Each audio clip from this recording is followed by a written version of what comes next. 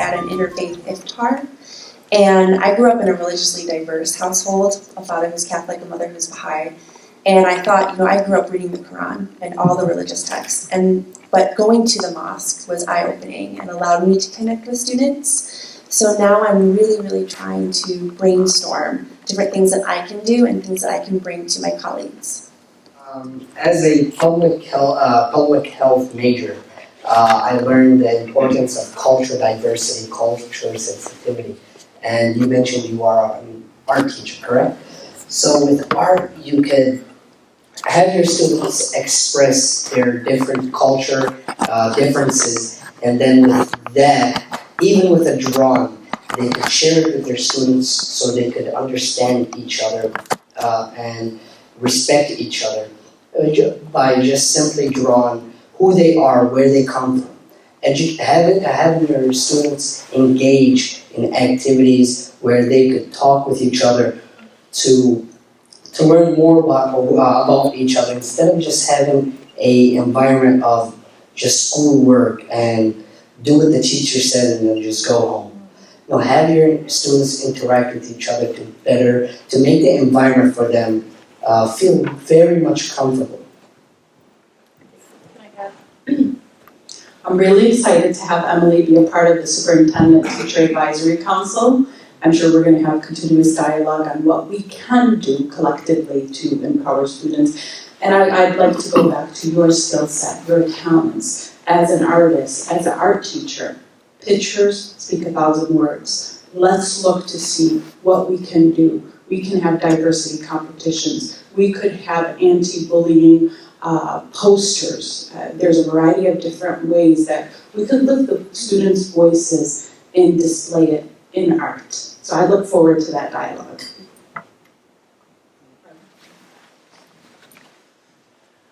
I love art teachers. I love creative people to be engaged in this conversation. I just have a couple ideas for you. You're probably already doing them. I have more we can talk later. And thank you for that contribution. That is so key in yours too. One of the things that I do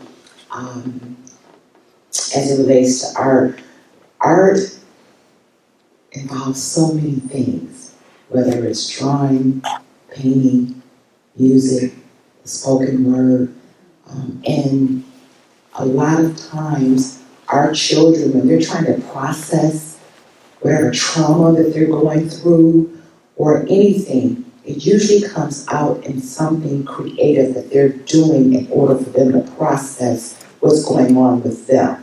I'm not sure what grade you teach, but this is a total universal experience where it's a discussion, for your young people.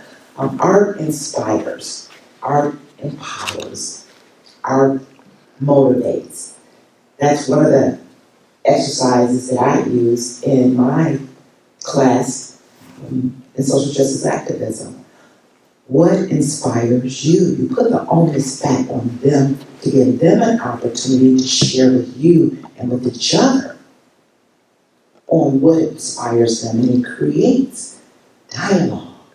And once you hear from them, your ideas will continue and continue and continue and continue. That's just one. All right, I was just going to say that art it's definitely a self-expression. And so as an educator, unfortunately, not really unfortunately, but I've had many students that have come from war-torn lands. They've been in refugee camps. And so when the teacher comes and says, Ms. Raihan, what do I do with him? He doesn't, he's in shell shock. He's got PTSD. I said, give him a piece of paper, tell him, even translate for him, and tell him to draw something about himself. The pictures that they used to draw, it's devastating because they're not verbally able to express themselves. They express it in art. And when you ask them each of these components, they tell you about all the devastation they've been through. So that's one. The other thing would be is give them the freedom to express themselves. So like Ms. Barbara was saying, so it doesn't necessarily have to be just drawing. It could be in so many forms. I know music is a really big thing. And as a child growing up in public school, music was really big, but we've kind of taken a step back, and I think that's something that needs to be put in as well. And the other thing is, if you find activities that's relatable to them, something that's of interest to them as an individual, I think they'll be much more engaged in it.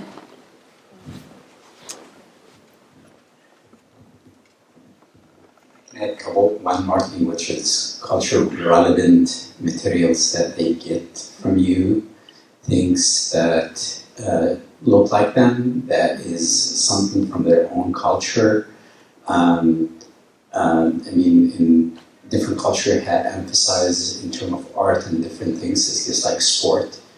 Here soccer is nothing, but if you go to South America, soccer is big. Same thing with art. I know in my tradition, oral, poet is powerful, and it's looked upon something of art that people, but here poet is, okay. That kind of relevancy in the curriculum is very important. I just want to be included. You all are very smart. Thank you. Inclusion. My name is Justin Jessup. I'm also a teacher here in the city. My boss is sitting right up there. Superintendent Ahmed, I was wondering, when I speak to people about Hamtramck, we often have the perception of being having bad schools because we have lower test scores, and a lot of that is the handicap that we have from having so many of our children foreign born and as ESL students. I was hoping you could speak to how structurally our state's education system holds communities like ours back through that, and how we might, as in our conversation with other people, address that to kind of fight that perception. I would say starting and thinking and making every decision centered around being asset-based. When we're looking at being asset-based, we're looking at our students and seeing what do they have to offer. What are their strengths? And looking at that and empowering them through their strengths. Art is a part of the culture of many of our students. They can speak art. They can relate to art. They come from a culture where oral stories are a part of their lives. Yet we tell them throughout the day, stop talking. Do not speak in your language. You're in America, speak in English. It's okay for students to use their native tongue. That's okay, giving them opportunities to talk, to discuss. Looking at the state, the requirements of the state, there's some inequities there, but they're asking for growth. I think we could attain that, but it starts from seeing our students for who they are, respecting them and where they come from. It was reported today that a teacher commented to a student who's African American, you need to brush your hair. It's not groomed. Not knowing the hair was brushed. Being culturally sensitive, seeing them, seeing our students for who they are, and respecting where they're from. Whether it's from the projects, whether it's from Yemen, Bangladesh, Poland, respecting them, honoring where they're from. When teachers, school leaders see the students set high expectations, students have the confidence to be anything that they want to be. We will excel. I had students from the majority from Detroit. I was told by the board when I was principal and superintendent, they are performing worse than Detroit. The team came together, we worked hard. Again, asset-based, built the students' confidence. When they were dancing at the halls, we said, They like to dance. We could have a talent show. And we did. Honoring them for who they are, what they represent. And through the confidence, through setting high expectations, our students beat the national norm when it came to the local assessment, and we were a reward school. It can happen. Just to go back, as a graduate student, we had to go back, and I know my fellow panelists will agree. If you really look into the history of school budgeting and the way that they allocate money towards the neighborhoods that are not so affluent, there's always there's a lack in budgeting when it comes to in this area. And if you really look into the history of it, a lot of it has to do with taxes, values, and all that stuff, the value of homes and home values. I think we're truly at a disadvantage, but that doesn't mean that we're not going to be able to overcome. It's just going to take a little bit more resilience on our part to go ahead and move forward. We're going to have to get a little creative when it comes to it, because we're not going to be able to get the funding we necessarily need and really need to exceed. But I think it is doable. We just have to work a little bit harder and a little bit stronger for sure. And what Ms. Ahmed was saying was that once we do start recognizing these students for their strengths and not what they don't know, that's when power will come in. When you start believing in the child, when you give them that confidence, they start believing in themselves. When you set the tone in a classroom and say, you know what, these are my expectations. If you come in with a deficit mindset, that child is not going to perform for you. And deficit mindset is a very, very, very relevant issue in all classrooms. When you walk in and you have your educator going, you know what, you can't. You've set their limit very low, and they're not going to even try. I can go on for a while, but I'm going to move it on to my panelists. I just want to add to a lot of the sources and the drivers of conflict is political, culture, fear. I mean, I can go on and on and on. I mean, we're doing always a comparative analysis to Hamtramck, Detroit. They are not apples to apples. So there in itself, and remember, I always want you all to keep this in mind, is that there's an implicit biases going on that pit and that continuously drives this wedge from what the state wants to what's really going on in the community. So when we continue to have these explicit conversations about the implicit biases that are going on in the classroom as it relates to the teachers, the funding, where we sit and where we reside, you have to continuously keep these implicit biases that create these conflicts that keep us so distracted from doing the work that these teachers, such as yourself, are doing in the classroom every single day.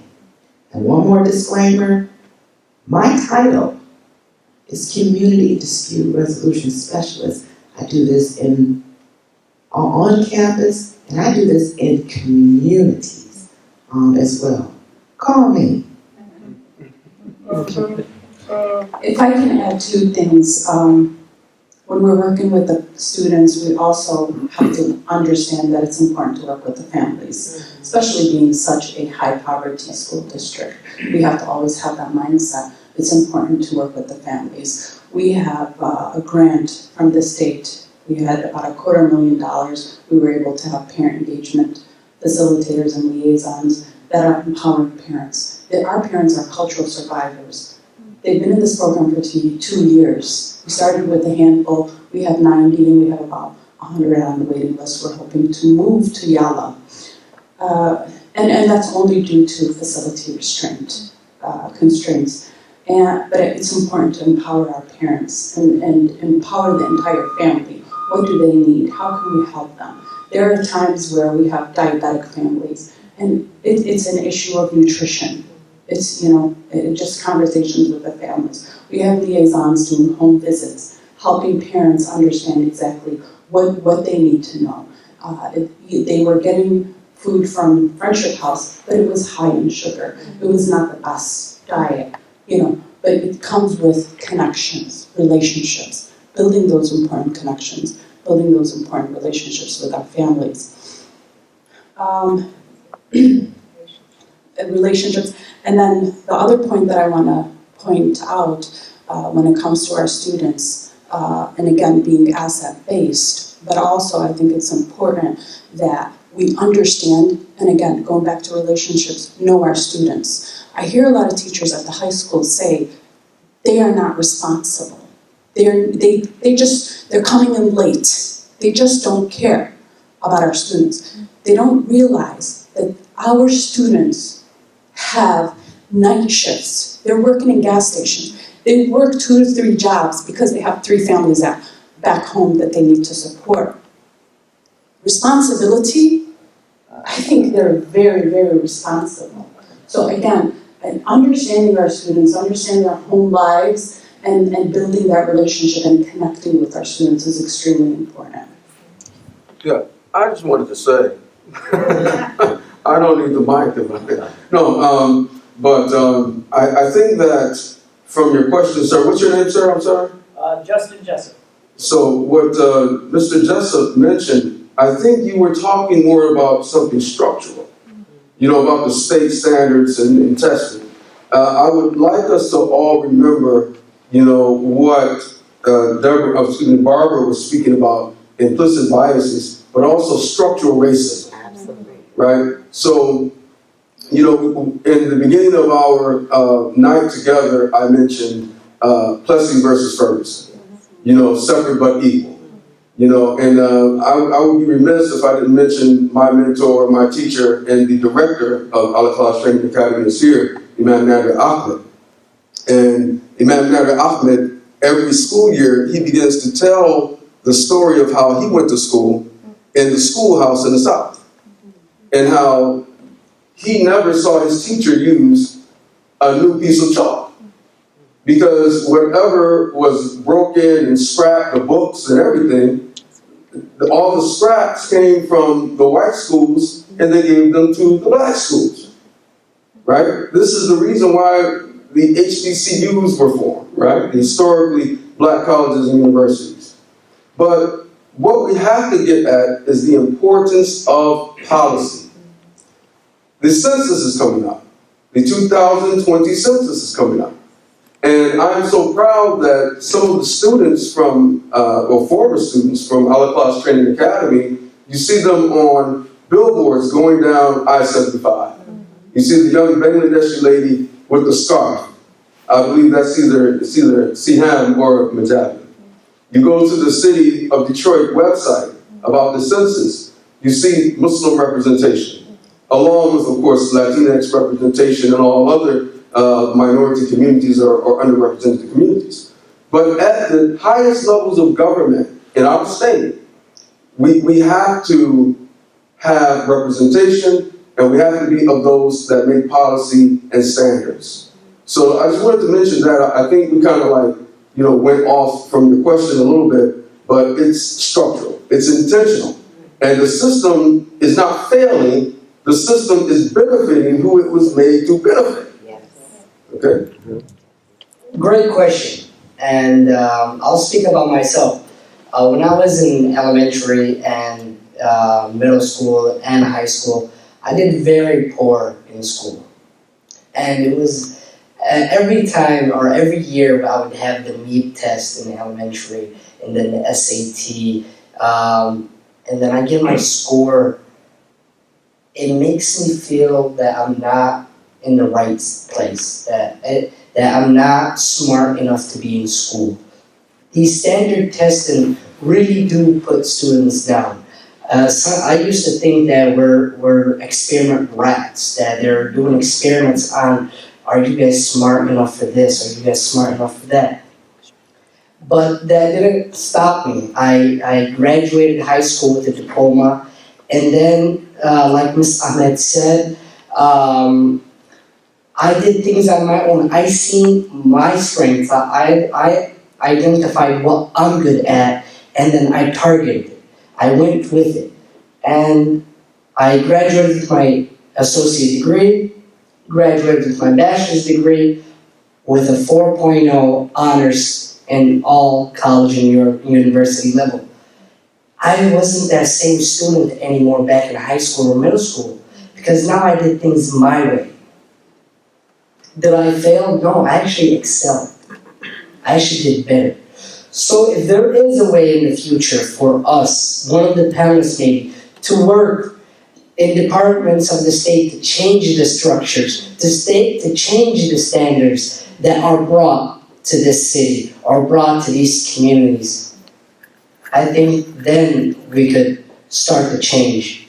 For now, it's sad to say we have to deal with what they're telling us to do. Thank you. I'm sorry, this conversation can go on and on. It really can, because we are also talking about a level of exclusion. And I think I just told a little bit of a synopsis about my experience as a parent of what we classify as special needs. That's a whole different population that's not even being serviced, and the state is in charge of making sure that these requirements are met. In my experience, as a parent of a very unique son, I had no choice except to send my son to a state-mandated school that only services this population. I couldn't send my son to charter school. I couldn't send my son to private school. I couldn't send my son to parochial school. I was left with no choices.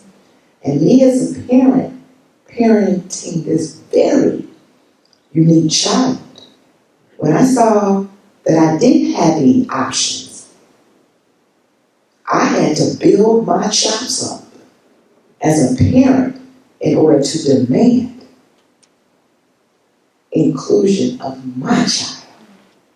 And it just opened up the doors, for other parents like me with very unique children. So when we talk about inclusion, let's not forget,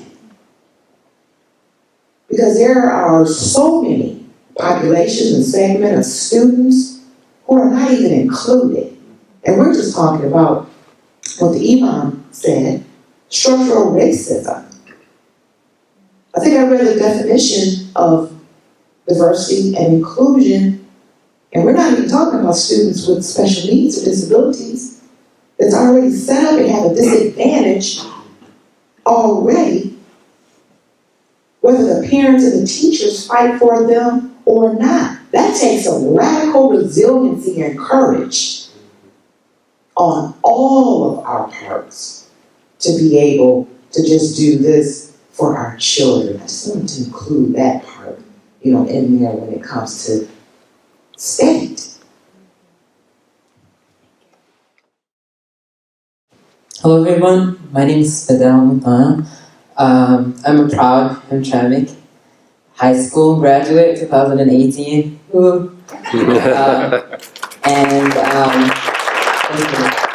And I'm very proud of our panelists. I very much admire Ms. Ahmed for being a mentor for the last 3 years, and I was in the ELL program at Hamtramck High School. It was a great pleasure being in that program, and I'm very thankful for that. I have a question in regards to opportunities for the youth in general. As a community organizer, as a Wayne State student right now, studying criminal justice and political science with a concentration in peace and conflict studies. Yes. I am very much aware of the aspect of underdeveloped communities and the injustices that some communities have. I have a question in regards to the opportunities that, of your experience, ways to involve community organizers in the projects that you guys are working on, so that you guys have people, like you always talk about people that are the youth that are actually engaged in doing those projects so that there's similarity within the same range of ages. I'm just very curious in what projects or what methods or ways that you guys are thinking of or planning on doing in the future. First of all, you're a rock star for wearing that kufi with your uniform. I noticed. Yes, sir. The Imam mentioned the census 2020. I believe 10 years ago when they did the census, I was involved I was still in high school, I believe, or 8th grade. I was involved I didn't really take it serious. I wasn't educated about it. My family wasn't educated about it. Something that I'm doing now to involve the youth is to spread the importance of the census 2020. We're mentioning funds, how broke this community is. And this is our chance. 2020 census, the organization Yala is employing people starting at the rate of $17 to $19 an hour. And we're looking for youths, different ethnicities, different races, to come part of the program, get paid and do the job, spread to the community the importance of the Census 2020 so we could increase our funding and to let the state know, state and federal level know that this place is getting more and more populated and we are unique and we are special and we deserve more funding. And we can't do it without the strength and the knowledge of the youth. Spread the word. And the thing about the community here with the immigrants and what's being told on media, or the spread of fear with immigrants or people that carry green cards and etc. They're afraid to answer the doors when it comes to the census because why is the government here? Why are you here? Why are you asking me questions? So it's my duty, my responsibility to spread the word to the community, to the youth, to educate as many people as we can the importance of the Census 2020 and for all of us to get involved. And I believe the seed is with the youth. If we need to plant it, and you guys are the ones that will grow. Excellent. I just want to mention something else and dovetail about the census. Exactly what the brother said. A lot of people are afraid to participate in the census because, they feel that their status will be revealed. And that is another form of structural racism and bullying, actually, right? I believe someone mentioned bullying. So bullying, of course, you all know, doesn't just happen on the playground. It happens in our places of worship. It happens in our workplaces. It happens in the home, and so forth and so on. So another dastardly tactic of those that wish to bully us and divide us is that they were trying to actually put on the 2020 census, are you a U.S. citizen? Why is that dastardly? Because it insinuates the otherness of anyone, those in the majority created race, right? Because race is a fallacy. We all know that. It's one race, the human race, okay? But those that want you to stay at home and don't want your schools to be funded and don't want your parks to be funded and your children to have recreation centers, they want to bully us into staying away so the funds can go to the places that they prefer. So I just wanted to reiterate that the census is very important. I think we all should encourage our neighbors, and in the spirit of inclusion and diversity, this is one of the best models that we can really show is to participate in the census. Thank you. Absolutely, become it. Going back to Fadl, I want to make some comments. I knew Fadl when I came into this position. He was a part of the EL Youth Voice and Engagement Committee.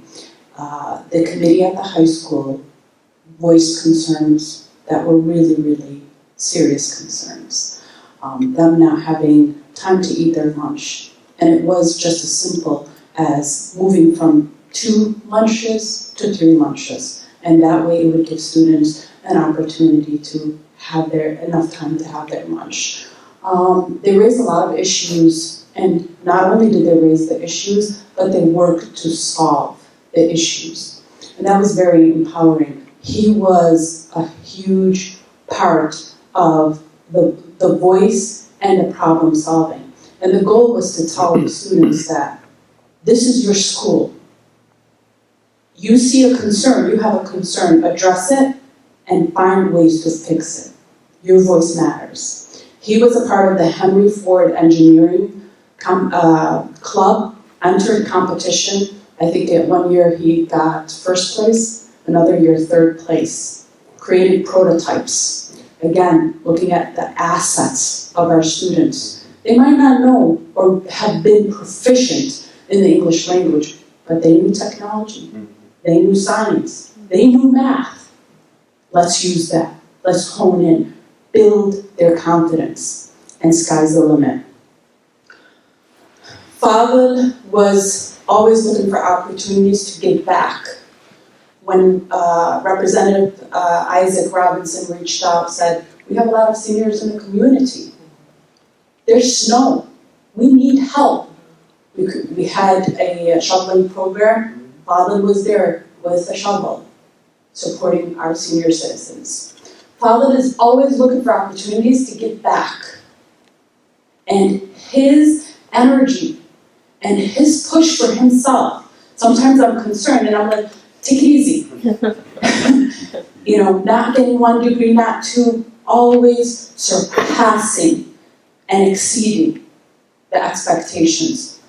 And I praise him, and I look for opportunities for you to come back. Number 1, going back to your question, come back, share your journey with the students. Let them know that you could be in any subgroup, but you can ultimately get whatever your heart desires. And share your story. That's important. We are looking to expand opportunities for our students in the STEAM program, in the CTE programs, and a variety of different programs. He also came to the board at one time and said, we don't have advanced classes. Okay. After that, I worked with HFC, and we were able to get 2, and we're increasing as we move along. This is the power when you address things constructively. And I thank him for that. Go, Father. Now he's an officer. Yes. Don't mess with him. So you just made my heart smile, based off of your academic standing at Wayne State, where you are rooted in your community. And I want to continuously collaborate, because it's my job. I'm accountable. It's just me doing this, but it's my job to build relationships with the leaders of the community to carry on to Wayne State the opportunities for you to really be in community and to get opportunities for like-minded individuals like you to be able to go in and do other things to contribute while you are learning. One thing that Adeeb said that, my mind is just going with everything that everybody contributed this evening, because based off of this collaboration, if I can't do it, Adeeb can do it from the law school.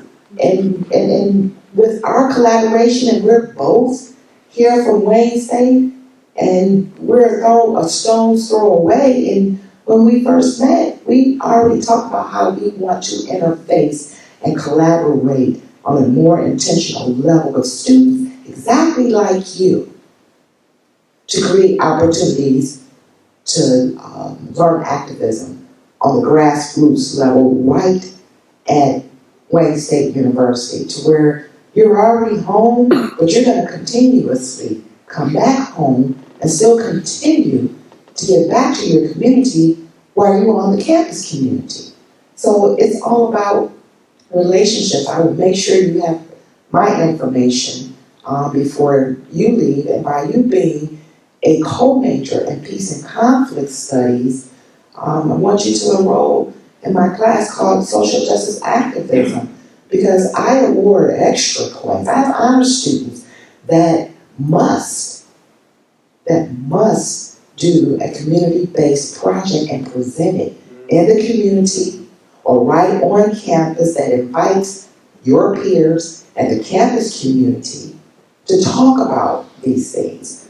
What I'm proud is I have several from Hamtramck that are grads from Wayne State University, and I have to shout out to Peace Culture Labs who do work here in Hamtramck schools by the name of Christian Castillo and Al-Iklhas, who took my program with me mentoring them, and they're actually doing the Peace Culture Lab project here in one of the Hamtramck schools for a program where I bring high school students on campus for 1 week to 10 days to have these intentional discussions that we're having here. It's so much opportunity for you in collaboration with all of us. We have to make sure that we get these opportunities to students like you to where you'll know where to go and who to interface with. It's there. We're already doing it. I'm just going to make it very quick. Congratulations on all your achievements, and I hope you go far and beyond and become an example to many of the young people here. Again, just to trump it off to whatever they were saying, 2020 for sure. The other thing I think I personally I feel is really important is having our young people register to vote and really be part of the voting movement. That's really, really important. We do think that it's not important and our votes don't count because that's what we've been told, but it is an important movement and I think we need to get our youths to be involved in it. The third thing is, I know most of the panelists will agree, culturally we always say, we always tell our children stop talking, because we have a tendency to avoid what the youth has to say. But I think it's the time to turn the tides and start listening to our youth and really get involved and, address these issues. Because you guys are facing them, we're a generation ahead of you. So it's time for us to listen to our youth, really address the problem, and help them rise and succeed. I just wanted to be included in this. This question is, I know we came a long way for Hamtramck High School. The days that I attended, I remember we had to sit in the lunchroom while people are having lunch during Ramadan. And so our little protest did help, so we were sent to the library for the following rest of the Ramadan, like 15 days. Question for, I guess we can start with Dr. Ahmed, I'm involved with the charter school on the board. And I know in this area we have a high degree of absenteeism for Detroit and Hamtramck. Culturally speaking, and sometimes people don't take it seriously that, okay, my kids need to go to school timely and, do their homework and all that. How do we deal with this? Because at our school, I'm with Frontier International Academy, we do have this. It's an issue, and I'm sure that everybody here, to some extent, everybody has it. So how do we educate our parents there? Because when I went to school, I had to go to school even if I didn't brush my hair. I happened to be the ID day, so I had to make it on time. So how do we deal with this? How you are dealing with this in this area, and then how is everybody else? And it includes the parents and the community leaders too. Thank you. It goes back to expectations and education. Number one, setting expectations high for our students. We made a huge decision this year to move from early start Fridays, early release Fridays to late start Wednesdays. All of that is based on the attendance data. The collection of the attendance data indicated that a lot of our students, and it was pointed out at the EL Youth Voice and Engagement Committee, students felt, we don't learn anything on Friday. It's a shortened, abbreviated schedule. It's not important. And that was a concern for me because, again, looking at and understanding mindset and understanding that, number one, and I had parents that even pushed back on us moving from the early release Fridays to late start Wednesdays, but that decision was made to preserve an instructional time, making sure that students understand the importance of being at school on a daily basis. So when I spoke to students and they shared their concerns and their frustrations, and I explained to them, I said, you need to understand, when you're looking at presidents, you're looking at billionaires, they are sending their students, or their children, to boarding school. They are hungry for education. They understand the seriousness of education, 24 hours, experience, everything. They're learning multiple languages. And you want to cheat yourself, you should be hungry for school, to be in school for a full day, not a half day. Don't come late. It was something that a lot of students never had that serious conversation with anyone to understand the importance of wanting to be in school for a full day and not missing out. So that was the first part. The second was addressing it to parents. Parents said, we didn't know this, our son says it's not important to go to the last hour, so he comes home early. We didn't understand that our first hour was important. We didn't understand that today students had to be there. So having that dialogue with the parents and also building that expectation. They need to be in school. And I told them, I said, if it were up to me, I'd have Saturday school because so many of our students need to catch up. So that's an issue. So setting the expectations and explaining and through education, letting parents understand exactly why it is important for students to be there for the entire day, every day. Culturally, there's a lot of families in the community that, in the American culture, 9 o'clock, kids are asleep, no kids are awake, homework is done, they brush their teeth, lights are off, that's it. Only the parents are up. With a lot of cultures in this community, 9 o'clock, that's when the party starts. That's where families gather. Because a lot of the families, the males will work in the morning, they'll be home at night, so they'll be gathering together. Cousins, brothers, sisters, they all live in the same city, so they gather at a certain time, and most of them gather at night. So when do the kids sleep?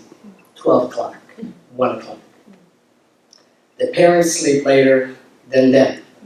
So educating them the importance of setting a schedule. I try to do that with the students, the adult students that I have at my organization or institute. I try to teach them how they all bought a planner and how to schedule their time every single day. What do you do from this time to this time? What do you do from this time to this time? When do you sleep? When do you wake up? A majority of the community lacks that. They don't have a schedule. So having events where you guys, educators or anybody that is involved in the schools will invite the parents and educate them of the importance of planning and scheduling and giving them examples, saying, okay, your kids come home at 3 o'clock, help them with their homework, feed them, let them play. By 9 o'clock, put them to sleep. That will let them wake up early and come to school early. Excellent. I agree. No. No, really. No, you don't agree? No, I agree. I always, I teach American government, I teach civics, I consider myself a social scientist. And I always pose this question to my class. What do you call, when a Yemeni comes late to a function, what do you call it? What do we call it? What? We call it Yemen time, right? Our time, right? Our time. You know, if you know, a Desi person, or a Bangladeshi person, a person from the subcontinent comes late, what do we call it, Anaya? Desi time. Desi time, right? And then Sister Barbara, what do we call it? Party time. CP time. CP time, that's colored people time. Oh, Right? okay. And then I said, That ain't new. Dr. Perkins, what do you call white time? Schedule, calendar. On time. Repeat the last part. What do you call white time? On time. On time. Right? So this is just to reinforce you and thank you for what you said, because when we talk about being minorities or being people that are made to reach to a standard that puts us at a disadvantage anyway, we have to be real with our young people. And we have to tell them about healthy assimilation, you know, equitable assimilation, you know, and really living up to a standard that they set for themselves, that they want to achieve the same American dream, and they want to make this America theirs. So that's all I wanted to mention. I think you just said it all. Can I share one thing? Oh, I did you want to say? Go ahead. You sure? You guys gonna fight about it? Okay. So, rock, paper, scissors. Okay, real quickly. My kids, if we have a 9 o'clock function, 8:30, Mom, let's go. Mom, yalla. They're very, very time-driven, punctual. They don't, you see what I mean? But it's the expectation that I set up for them. In our newcomer engagement program that we have for parents, that was one of the key rules. School is important. You have to be in school every day or you lose a spot. Because guess what? We have 100 people wait on the waiting list. Number one. Number two, punctuality is important. You come a half hour late or what have you, and you did not share why you're being late, you're out. We had a mother that was diagnosed with cancer, and she was going through treatments. And she made every effort to contact us and let us know, please don't lose my spot, but I have this, and that. And that's, we're like, that's okay. We understand you have a certain circumstance. But the idea was setting the expectation, having the parents live by the expectation that we want them to understand and own when it comes to them raising their children. That's important. Thank you. And I think understanding your parents and so a lot of parents that are immigrants understand they value what the system says. So if you school and you dictate a time and you really stick to it, they will follow based on things because that's what the system says. When I talk to my district principal students and even like administrators, and they send flyers about events, and they make it sound like more of optional. And then they complain parents don't show up. I said, you make it optional. They're not going to show up. Where I grew up, my parents showed up for my certificate, and that's it. They send me to school every day. They only show up one day at the end of the year to collect the certificate. Hey, he passed. There was not emphasis on like your parent engagement, and So if the expectations is set and communicated, is that this is what you need to do. Then they're going to live up to it. And especially if you say it as a system, as a school, as an authority, you get better response than a community organization telling people you need to be on time and then they don't show up on time. I have one more comment. Okay, this is where I'm going to become a little contentious and still challenge us all when it comes to culture. Let's talk about the systemic issues as it relates to culture. How many of your students take 3 buses to get here? Lack of transportation. Access, I was just going to say that, thank you, Raihan, to transportation. I mean, we talk about, combing your hair, brushing your teeth, and taking a shower.